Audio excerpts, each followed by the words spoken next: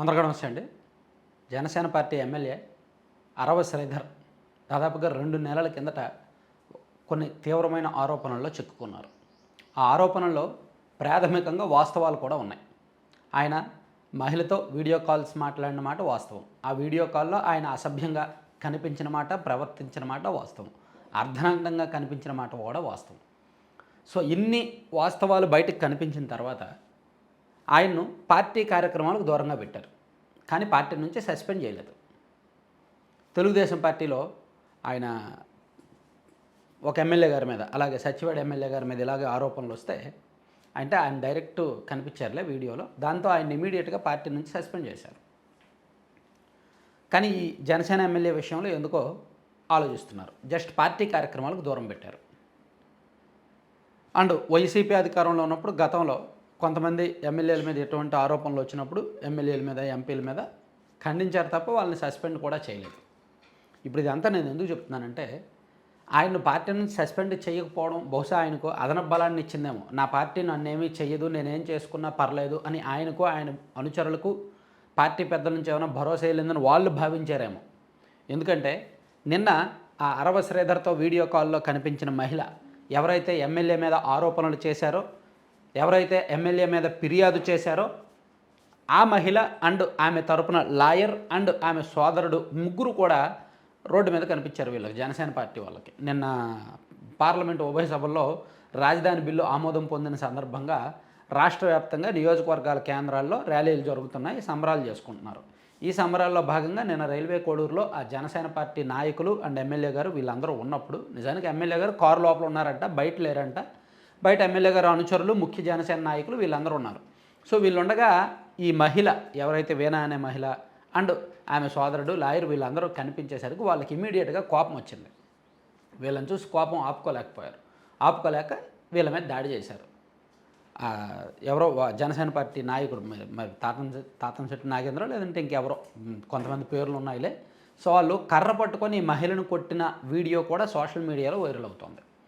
And ఈ మహిళ సోదరుడిని, లాయర్ని కూడా అక్కడ నడి రోడ్డు మీద కొట్టారు. అదేంటండి, అధికారం ఉందనా చేతిలో?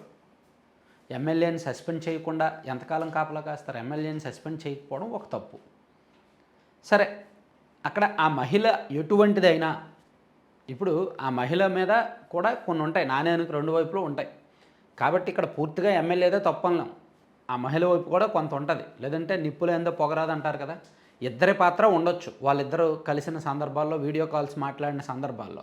అయితే ఈయన ఒక ప్రజాప్రతినిధి కాబట్టి ఈయన కొంచెం ఒలి దగ్గర పెట్టుకొని ఉండాలి, ఆచితూచి వ్యవహరించాలి. ఇలా కక్కుర్తి వ్యవహారాల్లో తలదూర్చకూడదు. ఎందుకంటే లక్షలాది మంది ఓట్లు వేస్తే ఎమ్మెల్యే అయ్యాడు కాబట్టి కొంచెం జాగ్రత్తగా ఉండాలి. ఇటువంటి వ్యవహారాలు, ప్రైవేటు వ్యవహారాలు ఏమైనా ఉంటే బయట చూసుకుంటారు. సాధారణంగా ఇటువంటి స్థాయిలో ఉన్నవాళ్ళు, ఎమ్మెల్యేలు, ఎంపీలు అందరికీ ఇటువంటి దూల పనులు చేస్తారు, ఉంటారు కొంతమంది. కానీ వాళ్ళు ఇక్కడ ఇంత పచ్చిగా చేయరు. నియోజకవర్గాల్లోనే ఇంత దుకాణాలు పెట్టరు. కానీ ఈయన అంత విచ్చలవిడిగా దుకాణం పెట్టి నవ్వుల పాలయ్యాడు. సో ఇటువంటి ఎమ్మెల్యేని పార్టీ ఎందుకు భరించాలి అనేది అందుచెక్కట్ల. పవన్ కళ్యాణ్ గారి ఆశయాలు, పవన్ కళ్యాణ్ గారి సిద్ధాంతాలు, జనసేన పార్టీ లక్ష్యాలు ఏమిటి? ఇక్కడ క్షేత్రస్థాయిలో జరుగుతున్నది ఏమిటి? ఎందుకని భరిస్తున్నారు పార్టీ? ఈ ఘటన జరిగినప్పుడే నేను వీడియో చేసినప్పుడు చెప్పాను, సస్పెండ్ చేసేస్తే బెటరు. సస్పెండ్ చేశారనుకోండి, అతను అనుచరులు ఏం చేసినా సరే ఆ మరకలు పార్టీకి అంటుకోవు. కానీ ఇప్పుడు ఆ మరకలు పార్టీకి అంటున్నాయిగా, పార్టీ వాళ్ళే చేశారంటారుగా. అదే సస్పెండ్ చేశారనుకోండి, పార్టీ నుంచి సస్పెండ్ అయిన నేత బహిష్కృత నేత కాబట్టి అదే ఆయన పర్సనల్ వ్యవహారం. కానీ ఇక్కడ ఇది పార్టీ వ్యవహారంగా మారుతుంది. ఎందుకంటే పార్టీ నాయకులు, ఆ ఎమ్మెల్యే అనుచరులు కూడా చేస్తున్నారు. సో ఈ విషయంలో జనసేన పార్టీ 1-2 సార్లు అప్రమత్తంగా ఉంటే మంచిది. పవన్ కళ్యాణ్ గారికి ఏం తక్కువ? ఎందుకని పార్టీ ఇప్పుడు ఒక లైన్లో ఉంది, ఒక ట్రాక్లో ఉంది. సో కూటమి ప్రభుత్వం కూడా ఒక లైన్లో, ఒక ట్రాక్లో ఉంది.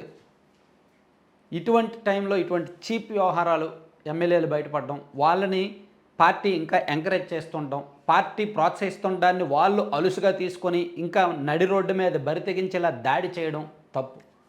ఖచ్చితంగా ఇటువంటి వాళ్ళకి రాజకీయంగా పుట్టగతులు ఉండవు, మళ్ళీ గెలవరు.